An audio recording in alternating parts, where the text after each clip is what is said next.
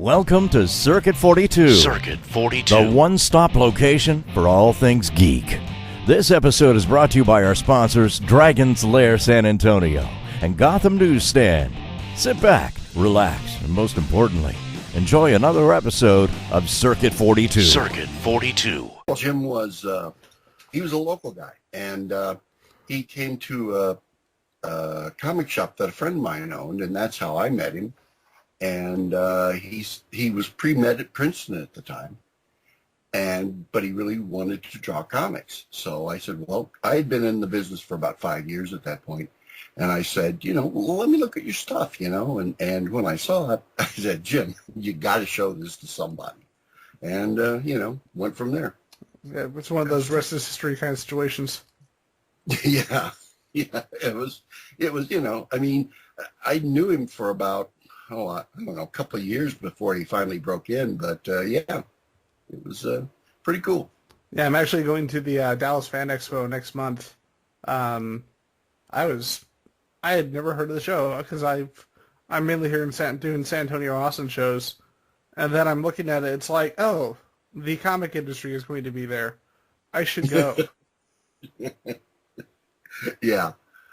I mean, I don't know if you've seen this, but just name a few people. You got Jim Lee, Greg Capullo, Oliver Capullo, Brian Stelfreeze, Eduardo Rizzo, Jay Lee, Kevin McGuire, Mike Zeck, Arthur Adams, Adam Kubert, and freaking Drew Struzan, the poster artist. Drew Struzan is going to be there.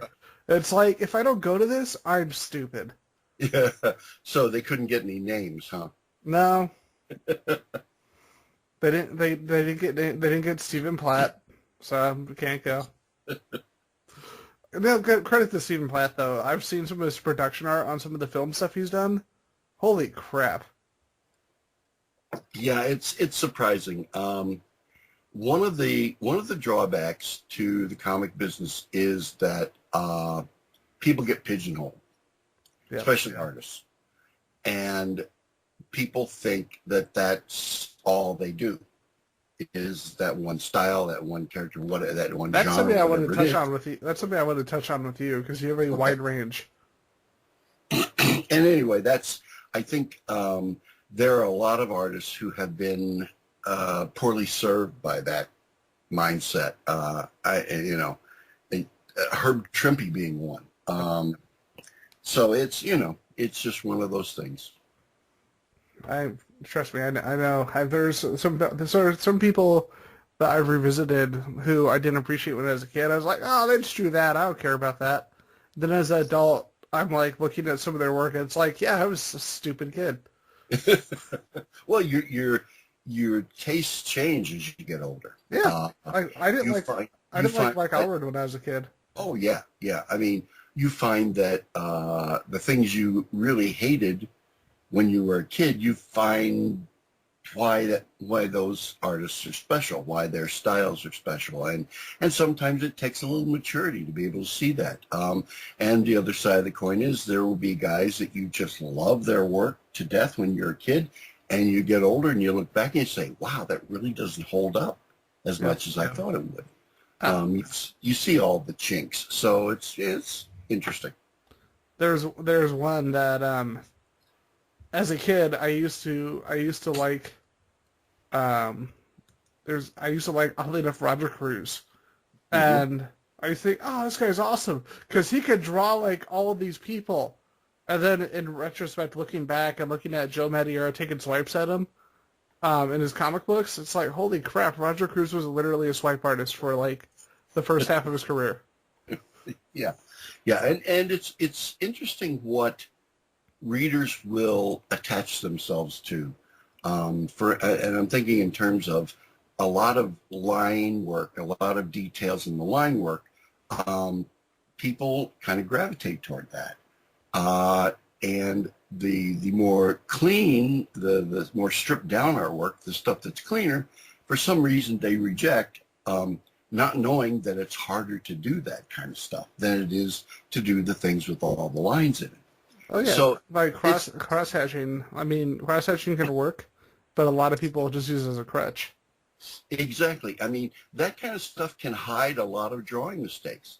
if you were to slip sheet, like trace some of the figures that have all that line work in it and take all the line work out, just draw the structure of the figure, you'll see that there are a lot of anatomy mistakes there, and that all of that line work kind of serves as a cloak to hide those things.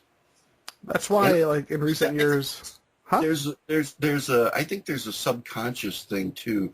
People see that kind of artwork with all the line work in it, and they think for some reason that person is working harder than the person who doesn't put it in there. And so to them, it's like they're earning their money because they're putting all these lines and all this detail in there.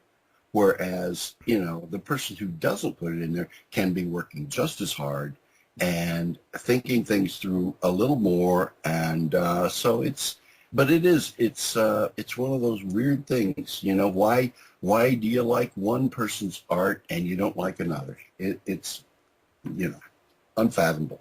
Well, like one last thing before we start, in the last 10 years, I started drawing more towards people like starting away from a lot of the modern artists that come out the last few years, and more to our people like Neil Adams or Jim Steranko or your work, or like people like Kevin McGuire, Arthur Adams, and it's become more and more about who can do the best storytelling. Yeah, exactly. Yeah. Storytelling is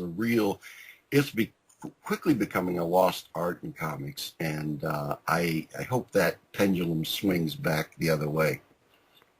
I think I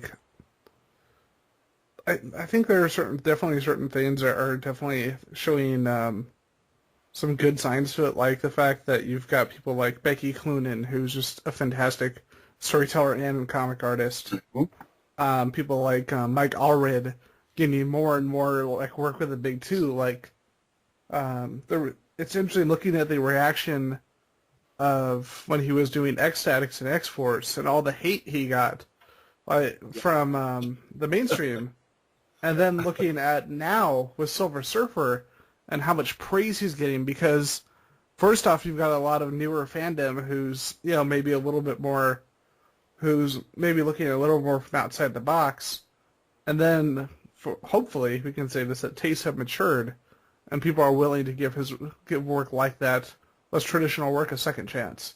I think so. I think the industry is slowly starting to mature now, and it was only a matter of time. If the industry kept going, it was only a matter of time before we actually started looking at what we do and analyzing it and starting to treat it as the rest of the world treats comics. It's funny, we created this, this hybrid storytelling, and yet the rest of the world holds it in much higher esteem than we do. Exactly. You know how you get to that point in just a general chat on something like this where you've just decided that you've already gotten so much good material that you just want to keep going instead of starting it? So for those just walking into this conversation, my name is Ian. I am the host of Geeks4Comics here at Circuit 42, and I'm here with comic book artist, comic book writer, comic book penciler, inker, Rick Burchett. Hi. Now, very briefly, for those who don't know you, those 5 people on the internet who are like, who is this? What is the internet? Oh, you'd be surprised. I am probably the most unknown veteran comic artist on the planet. If you were to go to a comic convention and walk through the dealer's room or whatever, the artist's room, whatever, and ask the first 10 people you meet if they know who I am, I guarantee you that the vast majority of them would not know. The funny thing is, like, especially with I finally just read this for the first time, but I've known about its reputation. Batman Hunter's Cry for Blood. Oh, yeah. Which is, I only read it probably a few months ago because I've heard so much about it. And I got to tell you, it has become one of my, not just one of my favorite Batman comics, but one of my favorite comics of all time. Oh, great. That's good to hear. Yeah, Greg and I, it's funny. Greg and I are friends. We met quite by accident, not by accident, actually, but we ended up sitting next to each other at dinner one night at San Diego. Denny O'Neil asked both of us to go to dinner. Denny was our boss at the time, and he asked us and a few other people to go to dinner, and we went to dinner, and Greg and I sat next to each other. We'd never met, and it was one of those weird things where I started to finish his sentences, and he started to finish mine, and Greg likes to sum up our relationship as we were separated at birth by 20 years. Because I'm that much older than he is. But we have a lot of the same likes, a lot of the same influences. It was pretty spooky. And so we met, and then I came home after San Diego, and I knew he had written some novels. And before we left in San Diego, he said, "Boy, I'd really like to work with you sometime." I said, "That'd be great." And I wasn't familiar with his work because he was just getting started at the time. And I came home, and I thought, my God, I don't know who this guy is. What if he calls and wants to work with me and I don't like his work? So I ran out and I got some of his novels, and I read them, and I loved them. And I thought, oh, this is great. So anyway, then Greg called me not too long after that and said, "Hey, I want to do a Huntress miniseries. Would you be interested in doing it?" And I said, "Yeah, sure, fine." So that kind of started the relationship professionally, and we've been working together off and on ever since. It's close to 20 years now. So it's, it was one of those weird chemistry things that you really can't define or describe, but it works really well. It's too cool. I wanted to talk a little bit more about the book because the thing that really drew me in was the atmosphere. The artwork and the writing picture, the kind of brought across. Uh-huh. And I wanted to ask you, like, with the work that you've done, how did you approach this book? Because it doesn't feel like anything that it doesn't feel like your standard superhero comic at all. Well, one of the things I do, and I think it's probably one of the drawbacks to my career, is the fact that I don't approach any two projects the same as far as how I approach the artwork. I will use different rendering techniques depending on the genre or the story or whatever. And so there is no set style. I didn't do Huntress the same way that I did Black Hood, and I didn't do that the same way I did Black Hawk. I didn't do either one of those the same way I did, whatever else I've done, Justice Society. It just depends on the story and who's in it and what time it takes place and what type of story it is. Is it a mood piece? Is it, a big full-blown superhero slam bang, knock him through the wall thing? What is it? And I don't approach it the same way. This was basically, Huntress was a crime story. It was, it was kind of Greg is a big fan of The Godfather, and it was Greg's homage to The Godfather. So that was the way I approached it. A lot of solid blacks, I really am more chiaroscuro, dark to light than I normally use. That's what I thought worked for that story. So that's, and I had the opening splash with the guy, in the water, dead. I stole that from Billy Wilder and on Sunset Boulevard. But the thing is that image, it opened on a guy laying face down in a pool of water, and he drowned and he was dead. And I just didn't want to normally you would do a standard overhead shot, looking down, the police on the dock, looking in the water, the body's there and everything, and do kind of an omniscient overhead thing. And I didn't want to do that because that's what you expect. So I thought, well, could I do something from underneath? Could I, rip off Billy Wilder and do this shot from under the water? Because I'd never seen that done in a comic, and I thought, well, why not? I'll give it a shot. And that was kind of, that set the tone for me. visually, okay, we're going to do a crime thing, but we're going to kind of do it differently. We're going to do it visually a little different from your normal crime thing. And it was had superheroes in it, but it wasn't a superhero story. So that was kind of the approach I took.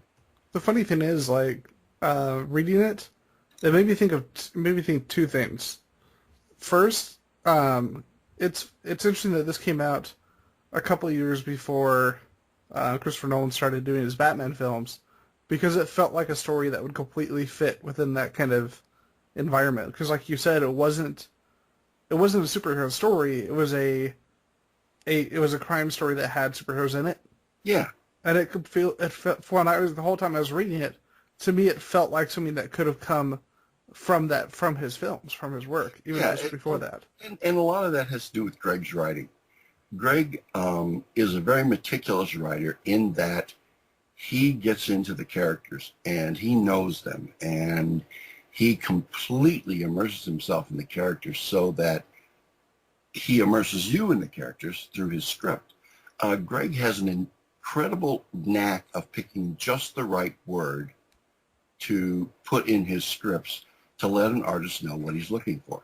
I know when we first started, I was referencing the Huntress's costume because I'd never drawn her before. It's such a cool costume. And I went back and I looked, and every artist who had ever drawn her drew the costume different. There was no standard, Joe Staton had drawn it one way, Mike Nasser had drawn it one. Everybody who had drawn it differently. And I thought, well, there has to be. So I sat down with Greg and I said, Greg, I'm going to design this costume. I'm going to take a little bit of this, a little bit of that, pull it together. I said, but I need input as to how you see it. And it literally took him 5 seconds. He goes, okay, it's made out of black leather and purple silk. And I thought, okay, I got it. I know exactly what it looks like now. So I, just from that, I went and designed the costume. I went so far as to design the utility belt and even told what was in all the different pouches and how the stuff worked and all this kind of stuff. I mean, I really went overboard with this thing because I thought, okay, we're going to do this Huntress Mini, and then this will be the Huntress costume. So I want to leave enough for whoever comes after to work with. Well, 6 months after the miniseries came out, Jim Lee redesigned the costume. So I've got to be honest, even though I'm a huge fan of Jim Lee's work, I don't really like I never liked that Huntress redesign. And I love how I showed it to my girlfriend. I love how she summed it up. She said, "Oh, so you've got the original Huntress costume, and then we have the Huntress stripper costume." and it's so funny because she's much more straightforward than I am. And I said, yeah, for me it feels kind of skeevy. She's like, yeah, stripper costume. Yeah. Well, I've always been of the mind that if a woman is going to go out in public and fight crime or whatever, she's going to have as much covered up as she possibly can. Yeah. It just makes sense. And so that's the way I approached the whole costume. We knew that at the beginning of the story, she would be wearing the crucifix, but by the time the story ended, it would be gone. That was part and parcel of the whole story. So with that in mind, I designed the costume so that with or without the crucifix, it would still work. But again, it was him giving me the input of what the costume was made of that made it work for me. Yeah. That gave me the idea of the design, and I went into it, and it was a lot of fun. I enjoyed the heck out of doing that book with him because, well, I love the question, and having him in there and just being able to play with all those different characters. It was a lot of fun. It was very hard work, but it was also a lot of fun. It's funny reading that book and seeing the way you drew the question, especially when he took off the mask. The only person who came to mind and who I want to now have them cast as the question is Damian Lewis, Well, that's funny because Greg Blue Sky casts all these characters. He tells me, he says, now this is who I have in mind. He doesn't expect me then to go out and draw the character to look like that person, but he gives me kind of a ballpark to work in. And the ballpark for the question, for Vic Sage anyway, was an actor named Bill Sadler. I'm friends with William Sadler. Yeah. William's a great guy. Yeah, and that was who Greg had in mind for Vic Sage. So it was kind of my recollection of what he looked like, because I was certainly familiar with his work. And so it was kind of like me conjuring in my head a version of him. It's not that great a likeness, but it's kind of in the ballpark. Yep. There was one last thing I wanted to touch on this book, is, like I said, has quickly become one of my favorite comics. There's a splash page in issue number 6, and it's from the, we don't want to spoil too much for those who haven't read it. I know it's 15 years, but, there's always going to be that one guy. There's a image where she's at the desk of the mafioso, and we're seeing it from his perspective. Mm-hmm. And it's just, for me, it's like this perfect picture because of the Huntress, because it shows kind of a balance of her ability to intimidate and her vulnerability at the same time. Yeah, that was intended. Greg always wanted her to be, hard as nails and tough, but at the same time to try to get the vulnerability and, in some cases, the fear of this person to come through. That's why we did the cover with her as a little girl, dressed in the skirt and holding the crossbow. Yep. Because that was, for us, that was the perfect visual imagery of her internal workings. Even though she's got all this skill and the weapons and everything inside, she's still this little girl. And it makes sense when you consider the fact that this is someone who is not necessarily an assassin, but a vigilante who, could be an assassin if the right person asked her, but she's also a school teacher. Yeah. And it's such a cool, contrast. Yeah, and that was something that we didn't want her to lose that vulnerability throughout the whole thing. Yeah. When things got dark for her, because she was, hit pretty hard pretty early in life. And that was going to carry through for the rest of her life. So we never wanted to lose that. Now, with that, I wanted to kind of come into another, in my opinion, another major point in your career, talking about how they actually accomplished that extremely well in the animated series as well when they introduced her to JLU. Oh, yeah. And I wanted to talk about your work on the animated comics, on the Batman, Superman, Justice League, because for me, that's actually where I had first discovered your work before I actually knew who you were. Well, if people know my name, that's what they know it from. That was 15 years of my career, all told, with all the books. And that's where people really, if they know me at all, that's where they know me from. I was real lucky. I was one of the first people called on those books. I was called the summer before the animated series went on the air. And I got a call from DC, and they said, hey, we're doing a 3-issue miniseries based on the new animated series, and we're going to have a different penciler on each issue, and we want you to ink it and kind of be the continuity cop and keep everything on model.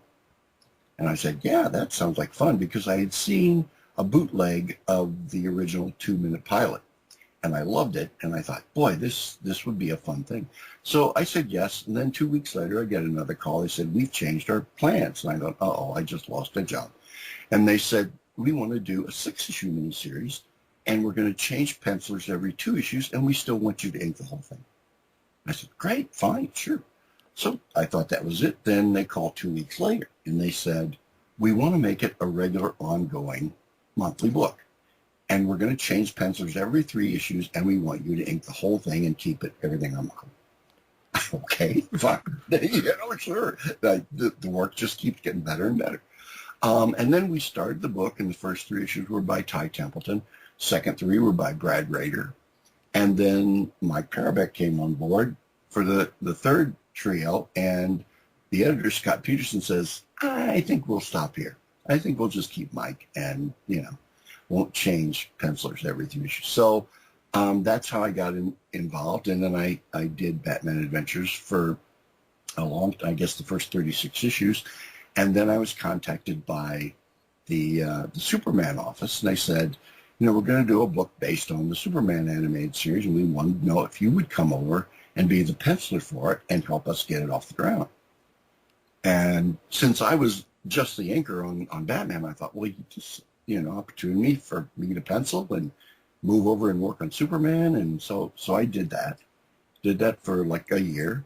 And I was working with Scott McCloud, for crying out loud. Yeah. Scott McCloud was writing it. Terry Austin was inking it. I figured between the two of them, I'm going to look great, whether I am or not. So I did that for a year, and then I contacted by the Bat office, and they said, hey, we're rebooting the animated series, and because they're going with new designs, and we want to know if you'd want to come back and work on it. And I love the new designs, the new kind of streamlined look, and so I said yeah, and went back and was the penciler and sometimes inker on the new, and this just kept going on. Then they asked me to launch the Batman Beyond comic. I did the first 3 issues of that, and I worked on Justice League, did like about 5 issues of that. I did a bunch of kids storybooks in that style. I worked on the Superman Batman magazine, doing those little 6-pagers.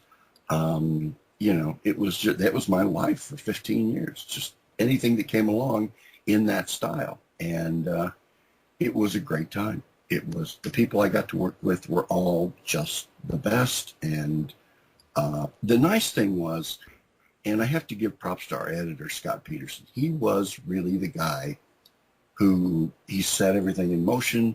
And he also took a different approach to this book than books like this were ever taken before. Yeah.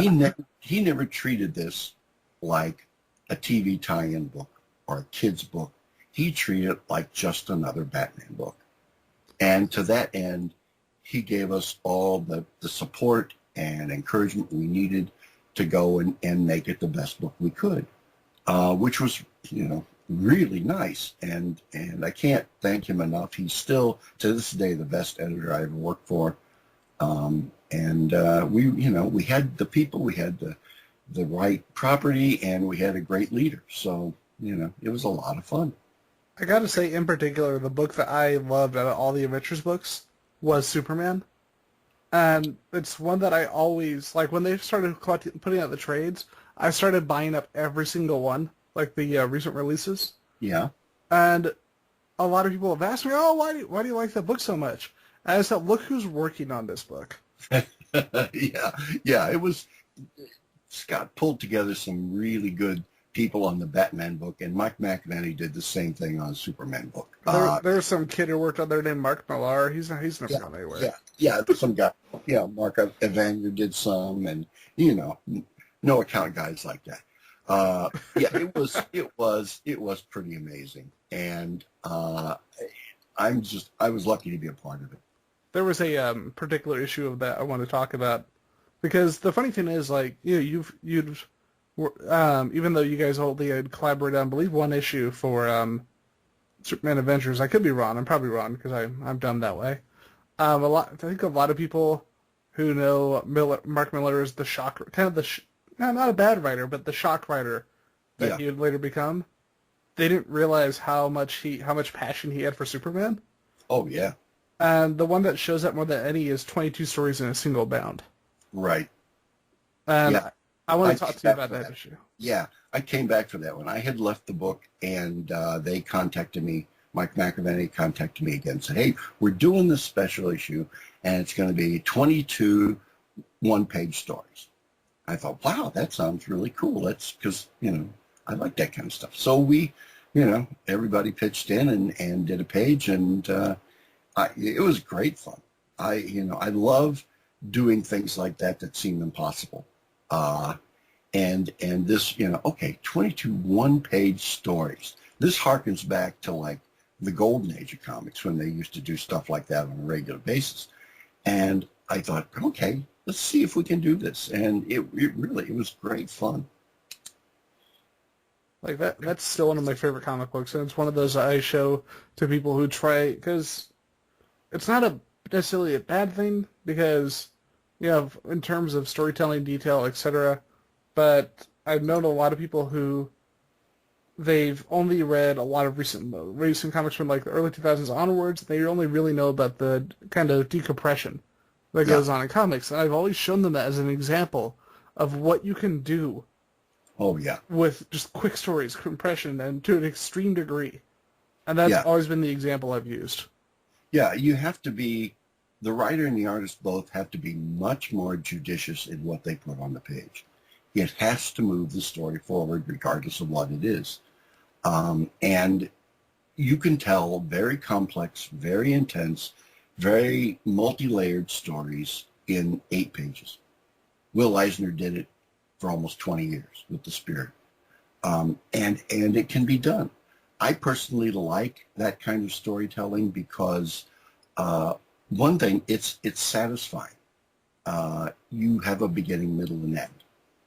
And I think one of the problems, I think somebody today, some publisher today, should do at least one book that has single issue stories in it, just because it needs to be out there still. The decompressed stories are fine, but to have everything be that way, I think is a disservice to the medium. Yeah. I think you can do short stories. When I was a kid, and if my sons were here, they'd hate me because they hate when I say when I was a kid. But it's true. When I was a kid, there were no continued stories. Everything was done in one issue. And most issues, early in my life, most issues had 2 stories in them. I to this day think the best superhero comics ever written were the early Spider-Man comics, because what Stan did was pretty clever from not only from a creative standpoint, but from a business standpoint. Every issue would be self-contained. Spidey would be faced with a new villain, and he'd find a way to defeat him. At the end, he'd take the guy out to jail, whatever. Okay, you've got that nice little package there. But he would also include a subplot of Peter Parker's life that would continue from issue to issue to make the people want to come back next month. So it was the best of all possible worlds. You know, you had that thread that made you want to see what was going to happen to old Peter next issue, but at the same time, you got the satisfaction of seeing the bad guy brought in at the end. Brilliant, you know, very, very, it just so economical and works so well and feeds so many beasts that I'm really surprised nobody's doing it today.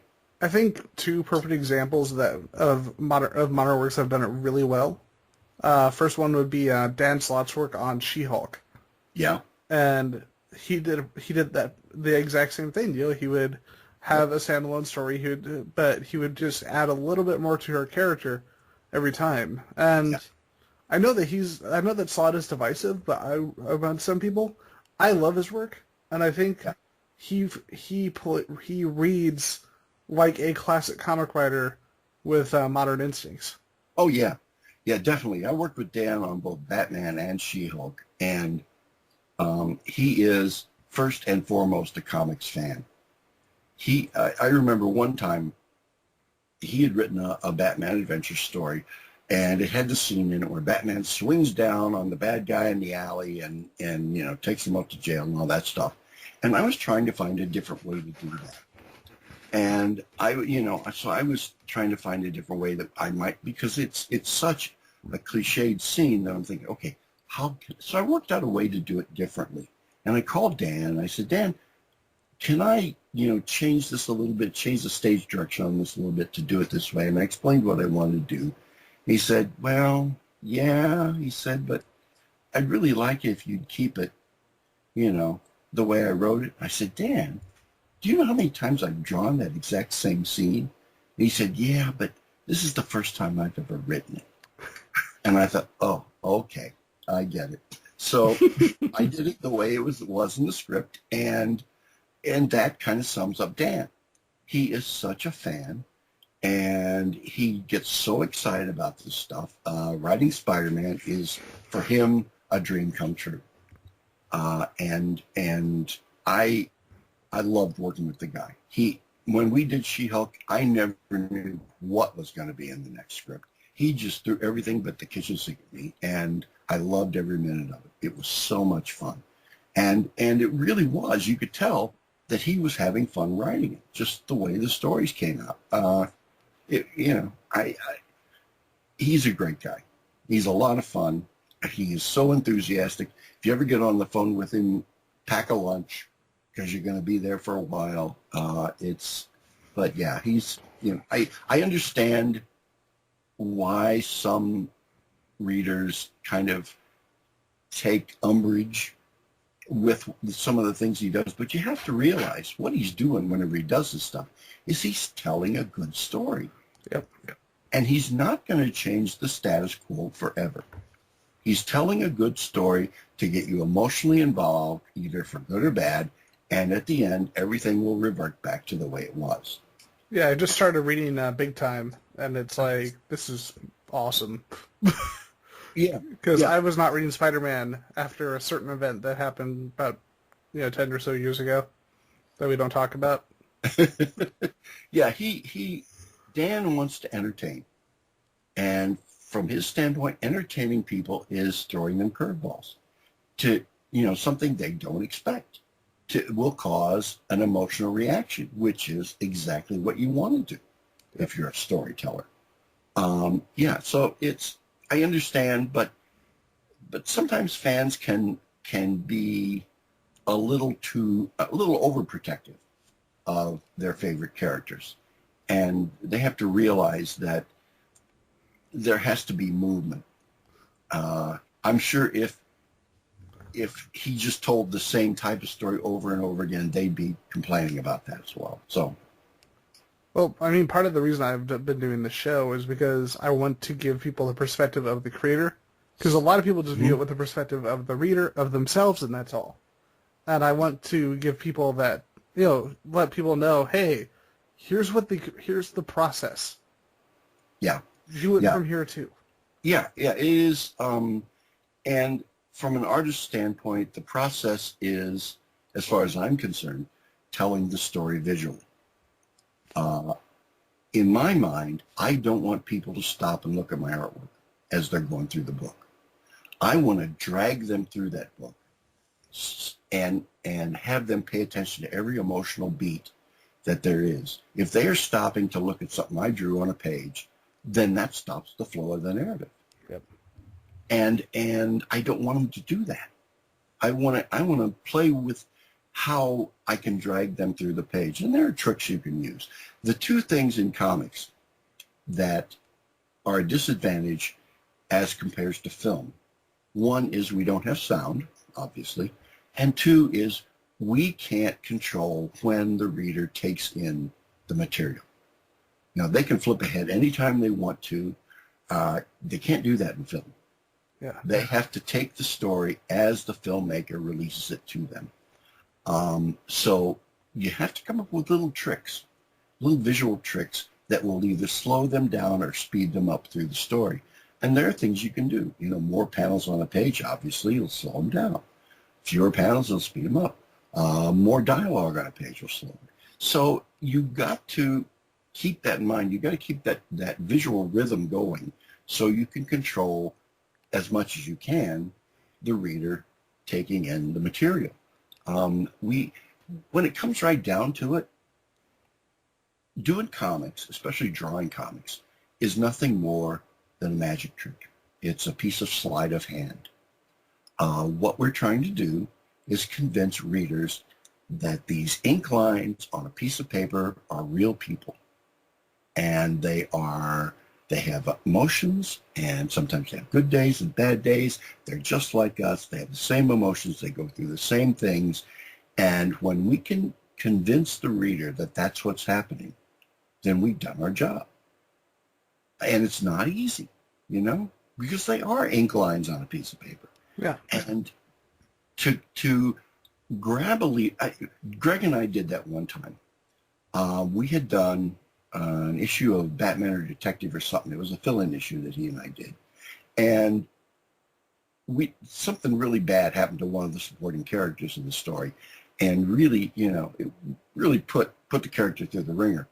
And we got a fan letter, or not a fan letter, but we got a letter, and this guy was so incensed with what we had done to this character that he swore he was never going to read anything either of us ever did again. Now, that's, you can take that two ways. You can think, oh, gee, I'm sorry I upset the guy. But the other way is, we did it. We got this guy to believe these ink lines on this piece of paper were treated so poorly by us that it made them mad enough to quit reading our work. It's the creative goal. It's to bring out emotion in what you create. It really is. And that's what you want. And it is a very difficult thing to do, to pull off. So that's, comics is the great sleight of hand. And the people who say, oh, well, comics are dead or comics are dying, no, not at all. Because if comics were going to die, they would have died a long time ago.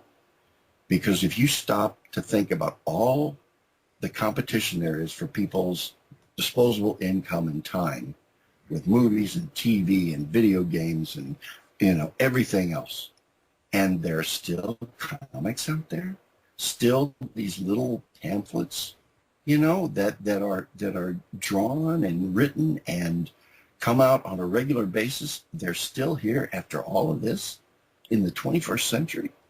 It's amazing. It's just amazing. I remember Will Eisner, there was a quote from Will Eisner, somebody was saying, that comics were going to die or they're dying. And he said, yeah, I know. I've seen them die 4 or 5 times myself. We had, I love it. We had Chuck Dixon on the show a year ago. We've actually had him on like 3 times. And a big chunk of one of our stories was one of our conversations on there was simply talking about physical media versus digital media, and how it's fascinating that comic books are the single area where it's just a mass, the majority of the sales, I think it's like 75% of the sales, according to this one article, are physical. Yeah. And only 25% is digital. It's the complete opposite of everything else. Yeah, I know. And I think that's because of the intimacy involved. When you're sitting reading a comic book, holding it in your hand, it's just you and the creators. If you're looking at that same comic book on a screen, you don't know how many hundreds of thousands of people are looking at it at the same time. There's that intimacy between reader and creator that an actual physical product in your hands gives you that is, I don't know, it's just very comforting, and also it makes it a little more special. I actually wanted, speaking of Chuck Dixon, I wanted to discuss a work of yours I love. It's one of my favorite comics of all time. And you actually came in on the tail end of it, and that was Stormy in Paradise. Oh, yeah. Butch was having a hard time with the deadlines. Looking at his work, you can see why. It's so crazy detailed. And great detail. And they had tried having Butch do layouts and then having somebody come in and ink over him, and that wasn't working. So Wildstorm contacted me, and they said, would you be willing to come in and do layouts for Butch to finish? And I go, yeah, sure, fine. And it was fun for me because I'd always wanted to do a war comic, for one thing.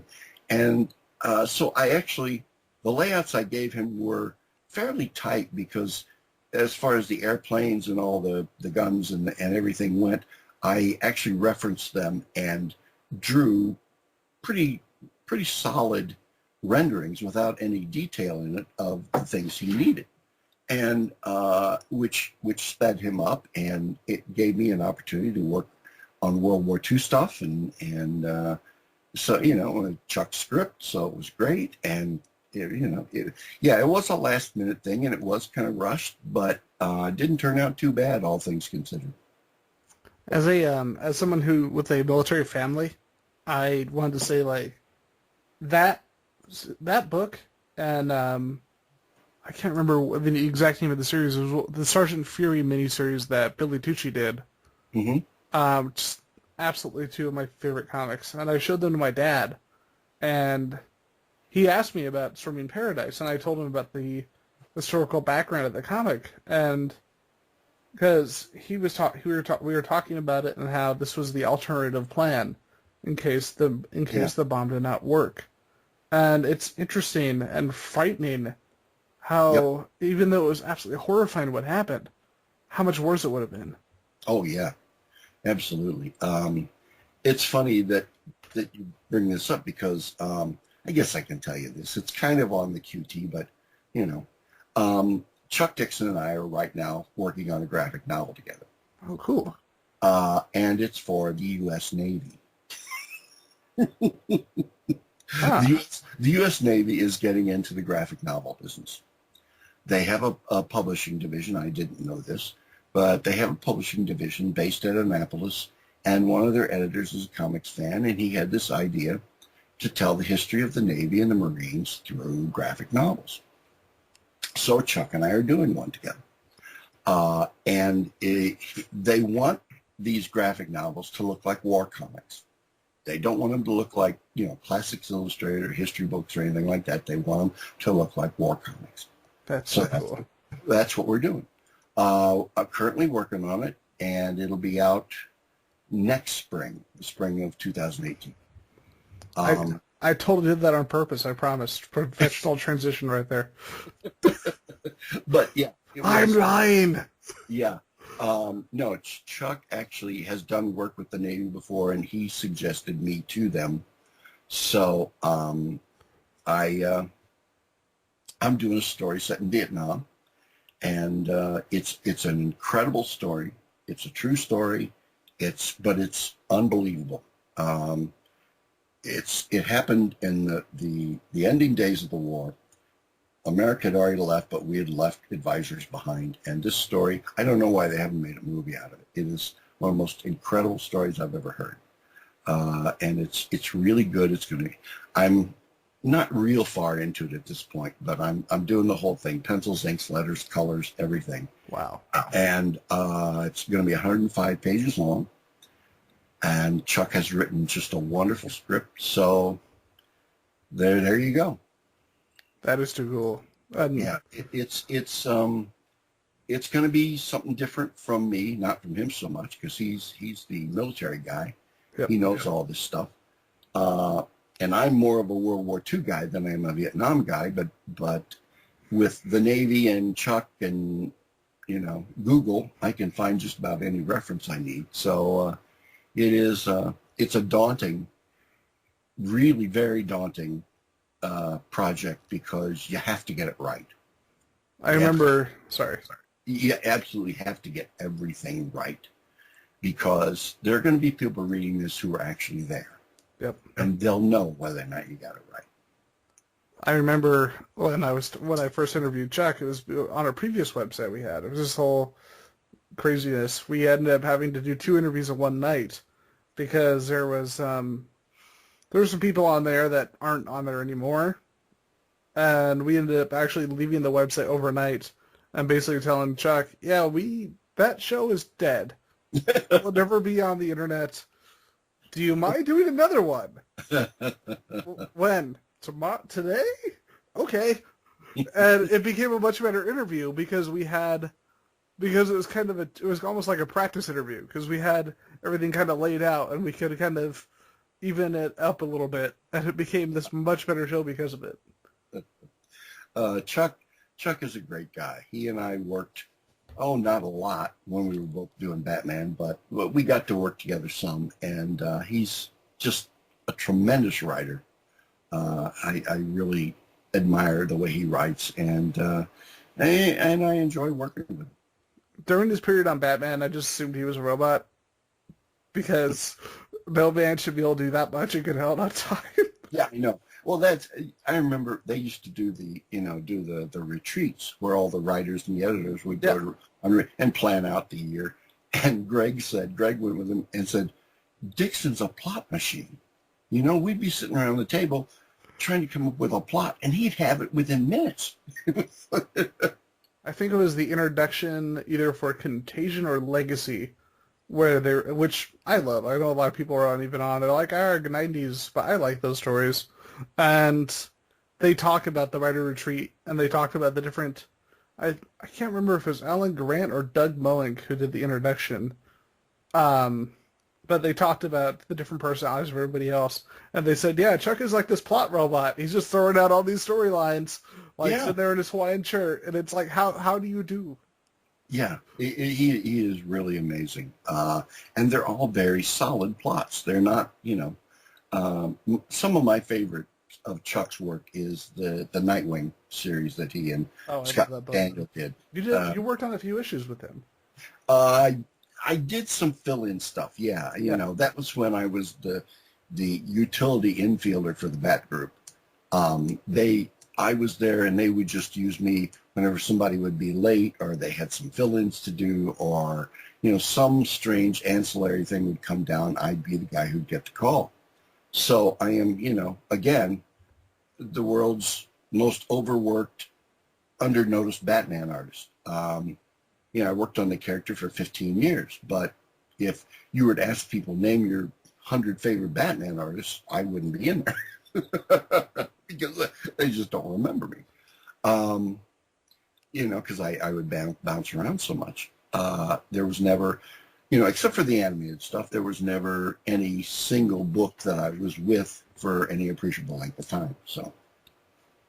Actually, you want to talk about one of the things real quick, because we talked a lot about your artwork and your collaborations with writers, but one of my kind of guilty pleasure comics I love, it's not even a guilty pleasure really, it's the Freddy versus Jason versus Ash series. Oh gosh, yeah, that was another last minute, they needed layouts, overnight thing. That's the kind of stuff I would get all the time, is somebody else would drop the ball and they would need layouts overnight. So that's basically what that was.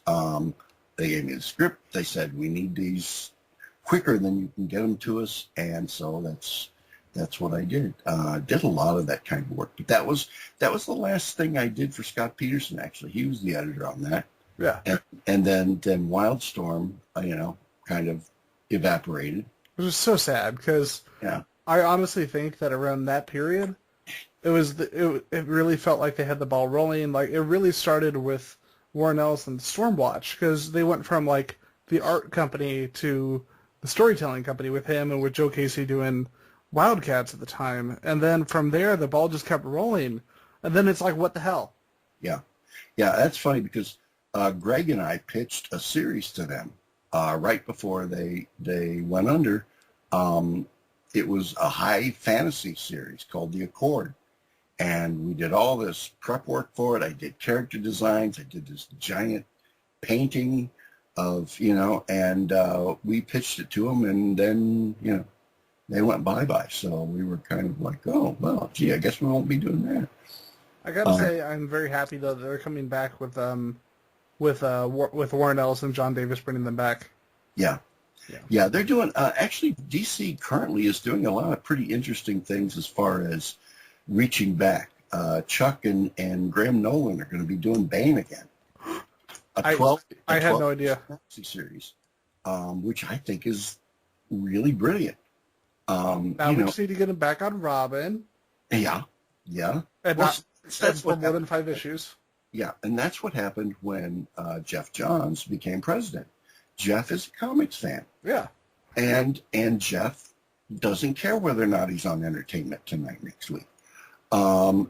He wants to make good comics. And so he starts listening to people who were kids when that kind of stuff was going on, and they're still buying comics. And there's nothing for them out there. So that's the kind of stuff you're getting, You're getting Graham and Chuck doing Bane, which makes total sense. Yep. Who knows? The funny thing is, like, I personally think, I want to know if you agree with me on this, one of the other people that's really helping to bring back comics, and despite the fact that he's as popular and well-known as he is, it seems like he's not getting the attention for this, is Gerard Way with DC's Young Animal. Oh, yeah. I mean, exactly. he's causing curiosity. People are saying, now what is this all about? Which is basically what you need to do. Yep. There are a lot of comics out there from a lot of companies. There has to be some way that you can reach above the crowd and wave to the reader and say, hey, look over here. And that's what he's doing. And it's interesting, like you read, I don't know if you've got a chance to read his Doom Patrol yet. Not But yet. It's pretty commonly known that he was really brought into the fold by Grant Morrison. And you could totally, the great thing is, like, you read it, I was really worried that it would be, because Gerard Way, he's a really unique voice in comics, and I was worried that we weren't going to get that. I was worried that it would just be, like, I know it sounds weird to say, because I'm a huge Morrison fan as well, but regurgitated Morrison. Mm-hmm. And then when I read it, it's like, okay, you can feel the influence on it, but you can also tell this is the guy who did the Umbrella Academy at the same time. Yeah, there are so many great creators coming into the business now. It just seems like there's a new one every month. And I think the industry is healthier now than it's ever been, maybe. And it may not register in sales, but you have to remember when books were selling 1 million copies a month back in the 40s, a lot of those were going overseas to soldiers. Yeah. So, but I think creatively, we are in better shape than we ever have been. I think one of the big pluses for comics today is the fact that now over half of our audience is female. Yeah. Could not have been happier when that happened.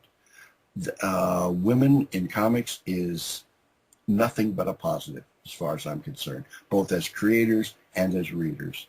They're more loyal in their reading choices, and they're more passionate. And from the creative side, they bring a different point of view to everything. It really is. It's a wonderful time to be in the business. Well, two of my favorite writers right now are Kelly Sue DeConnick and Becky Cloonan. Mm-hmm. And the funny thing is, I may be wrong, I probably am, but Becky Cloonan is the first time I've seen a woman write The Punisher. And it's awesome.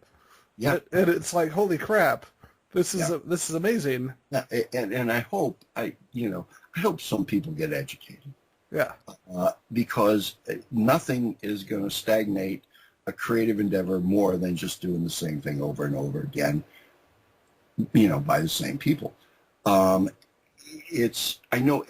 funny thing is most readers, not most readers, I'd say your standard comic reader, the people who have been with it for decades now, what they want is they want the same thing every month, but they want it different. and that's kind of hard to do. Yeah. It's so, the whole backlash against females coming in is ridiculous. It's ridiculous, and it's awful. We are lucky that they have discovered us, or we discovered them, or whatever, and we couldn't be in better shape creatively and financially, I think. Really, really is a great time to be in the business. I had a friend of mine, Karen Yoshida.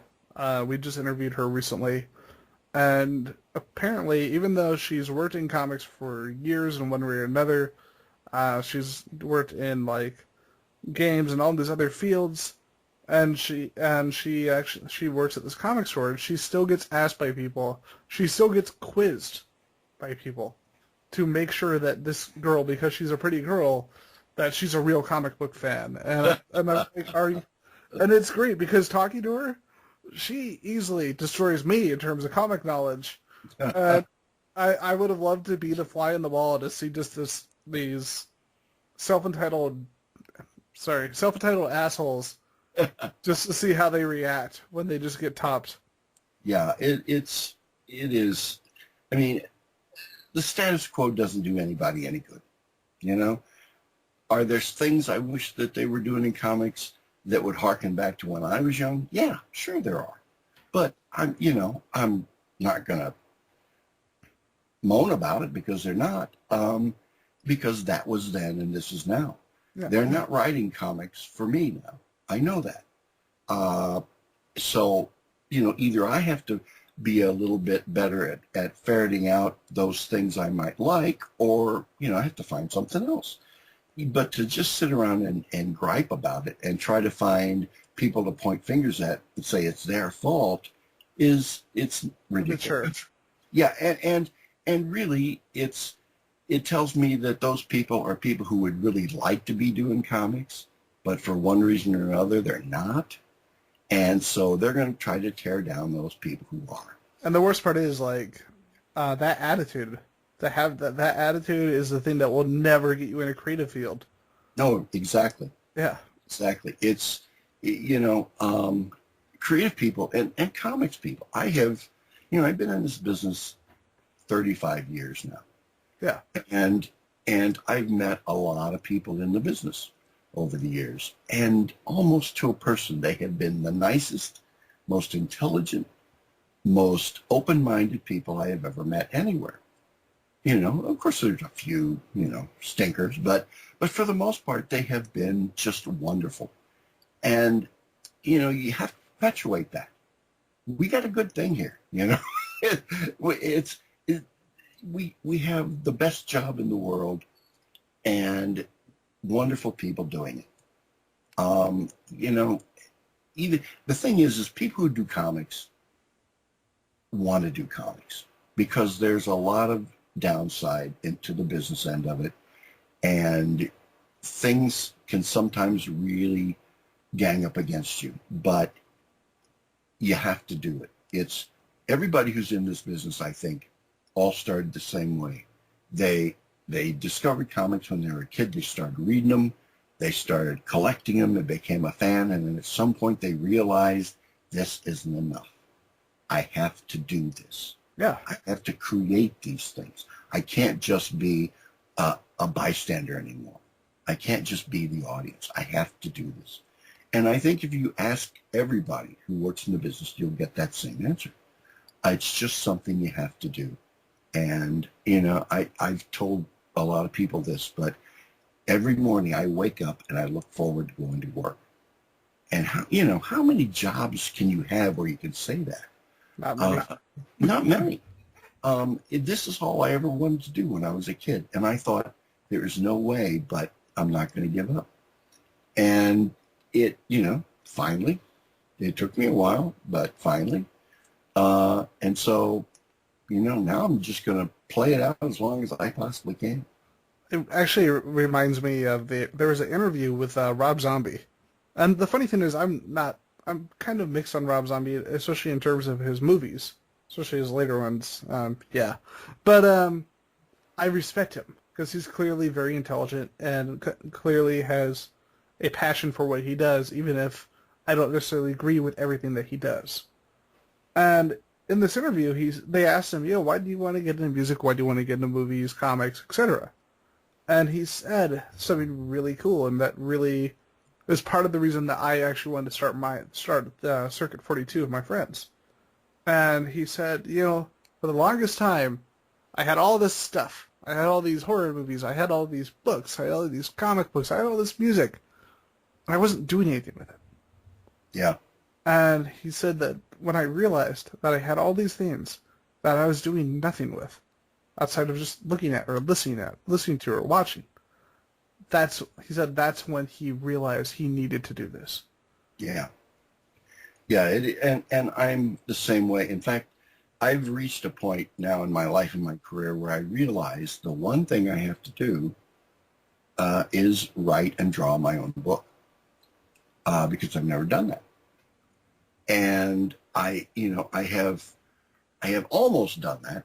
I worked on a Batgirl book with Paul Dini where he gave me like a page and a half synopsis, and I turned it into 48 pages of comics.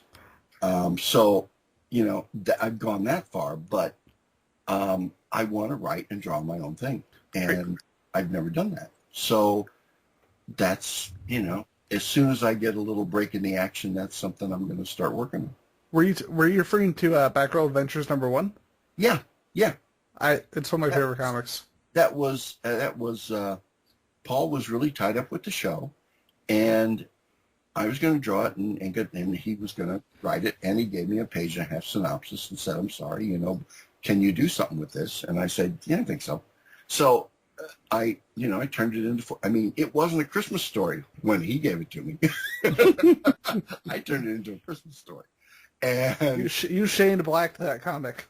yeah, and Sorry. so I drew everything, and it's all me. And I would write sample dialogue in the margins to let him know what was going on in the book. And so when I finally see the thing, he had used some of my dialogue, and I thought, this is so cool. Paul Dini used my dialogue. I was so excited. But yeah, it was great fun, and that's as close as I've ever come to writing something. So that's a hot piece of business on the agenda to come, I think. I just remember because I got the Mad Love hardcover that come out a while back. I think it was like an anniversary one, but they had that backup story in there, and they showed the page that the one page that you guys had to change for when Batgirl changed her costume. Oh yeah. So I gotta ask, because having checked out a lot of stuff by Paul, that seemed like a Paul Dini deal, and I'm wondering, was that nothing against Paul and Bruce, but it seemed like something they would love. Yeah. No, that was me. It was yeah. I was trying to channel him, and no, all the action stuff was me. Everything was. I literally did the whole thing, and I need to reread that now. It was. I took a lot of chances with that because I stuck a lot of stuff in there that wasn't in that synopsis, and I just kept my fingers crossed. Because obviously I was familiar with the material, and I thought, I don't want to step on any toes here. I don't want to cross any lines, but I think I know what this is about, and it was, turned out okay. We were nominated for an Eisner for it, so did pretty good. Yeah, didn't do too bad. So, yeah, it was a fun job though, really, really fun. So before we bring the show to a close, I don't know about you, but I had no idea we just hit the hour mark. Is there anything else that you want to talk about, or anywhere, or where can we find your work, or where can listeners find? Where can you find my work? Boy, I'll tell you. Right now, I'm in the middle of two projects that I've already talked about one of them. The other one I can't talk about yet. I got to say, one last thing before we bring the show to a close. That's really part of the other. Remember I talked about how part of the reason I wanted to do Geeks4Comics was to bring the creator's perspective to the reader. Mm-hmm. But the other big goal is I don't worry about who's drawing what right now. I worry about who I'm excited about, who I'm interested in. It doesn't matter if they're working on a big book right now, a small book right now. If it's somebody who I'm have an investment in, I'm going to contact them, and I'm going to want to bring them on the show. And I think a big part of it for me is these are the people who I would love to see out there doing these big books, doing all this stuff, doing more work, seeing their names on the shelves. And that's part of the reason I do this. Yeah. There are a lot of... I find it really, really hard to believe that Jerry Ordway has trouble getting work. Yeah. But it's true. There are very few people in the business who can draw as well as Jerry Ordway. And he's a solid storyteller. Plus, he's a great guy. And I just wonder, what? Yeah. If Jerry Ordway can't get work, what? Huh? It just doesn't make any sense to me. And yes, there are a lot of new artists coming into the business, but the attitude of the editors and the publishers have changed. It used to be that if you were a young artist and you went and showed your samples at a publisher, they would say, yeah, this is good stuff. And as soon as we've got a place for you, we will, give you something to do. Today it's, yeah, this is really good stuff. We will push out one of these old guys and give you their job. And so that's why you have the people who, 20 years ago were the mainstays, the monthly guys who and women who turned out the books every month, they're now kind of having a hard time of it because nobody will give them work. It, makes very little sense, but that's the way it is. Yep, it has really changed drastically. That's why I'm so glad to see these other publishers really kind of, like Image and IDW and Dark Horse and Boom Studios and all those people. They're coming on and they're kind of taking a little bit of bite out of the market share of the big guys. Yeah, and that's good. That's a good thing. So, hopefully, the thing is like, I'm sure Jerry still has a lot of gas in the tank, Yeah. I'm sure he still can do pretty much what he could do 20 years ago. And I'm sure you'd find that true of just about everybody. It's a strange situation, but I think you see the same thing in a lot of other businesses as well. So exactly. Yeah. Well, with that, I want to bring this newest episode to a close. Thank you, Rick, for coming on. This has been absolutely fantastic. It's been my pleasure. I enjoyed it. It's my love. I love it. I wouldn't change it for anything. I've had a great time. I still got some gas in the tank, and see how long we can play this string out. There's still things I want to do, still characters I want to draw, stories I want to tell. So hopefully I'll have the opportunity to do that.